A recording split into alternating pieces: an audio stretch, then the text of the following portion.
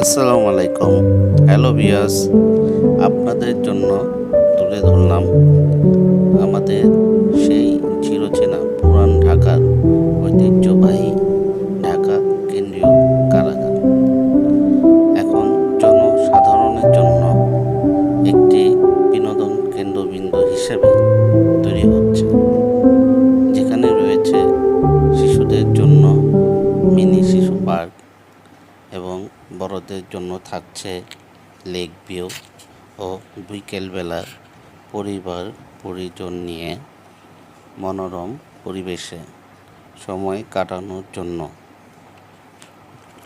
আরও থাকছে pigeon central মসজিদ, মনোমুগ্ধকর সাজানো গোছানো দৃষ্টিনন্দন মসজিদ।